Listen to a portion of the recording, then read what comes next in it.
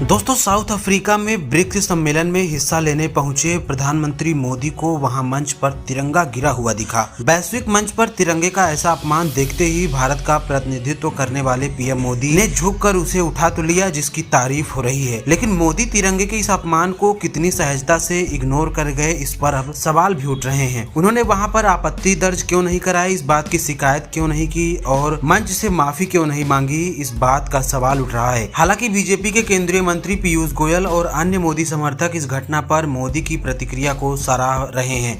पीयूष गोयल ने video share करते हुए लिखा, ये देश नहीं झुकने देंगे। दोस्तों, वीडियो में आप देखें तो पीएम मोदी और साउथ अफ्रीका के राष्ट्रपति क्राइल रामाफोस ब्रिक्स के वैश्विक मंच पर आगे बढ़ते हैं। मोदी आगे होते हैं, फिर भी राष्ट्रपति रामाफोस मंच पर कुछ गिरा हुआ मोदी से पहले देख लेते हैं। रामाफोस मोदी की तरफ इशारा करते हैं, फिर मोदी झुककर उसे उठा लेते हैं। इसके बाद मंच पर एक और कागज का टुकड़ा सा साउथ अफ्रीका के राष्ट्रपति भी उठाते हैं, जिसे उनके सहायक उनके पास आकर ले लेते हैं। लेकिन पीएम मोदी मंच पर गिरी मिली उस चीज को उठाकर जेब में रख लेते हैं। अब एएनआई न्यूज का दावा है कि पीएम मोदी को वहां वैश्विक मंच पर तिरंगा फर्श पर गिरा मिला था, जिसका बीजेपी के नेता जमकर तारीफ कर रहे हैं। भारत के झंडे को वैश्विक मंच पर फर्श पर गिरा होने पर इस पर सवाल उठाने के बजाय मोदी की तारीफ में बीजेपी के नेता जिस प्रकार से जश्न मना रहे हैं, उस पर सवाल अब उठ रहे हैं। जबकि गंभीरता से सोचे तो कई अहम और बड़े सवाल हैं। कैसे इतने बड़े वैश्विक मंच पर भारतीय प्रधानमंत्री के रास्ते में उन्हीं के देश की आन बान शान को जमीन पर पड़े रहने दिया गया?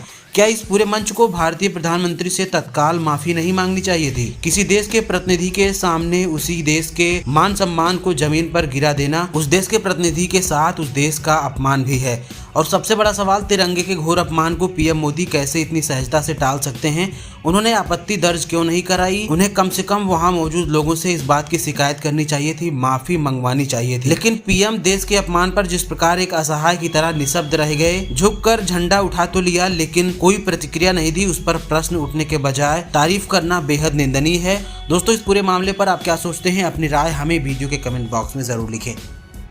गोदी पत्रकारिता के जमाने में निष्पक्ष रिपोर्टिंग किसी चुनौती से कम नहीं। हमारी हौसला अफजाई के लिए वीडियो को लाइक, शेयर और चैनल को सब्सक्राइब करना न भूलें।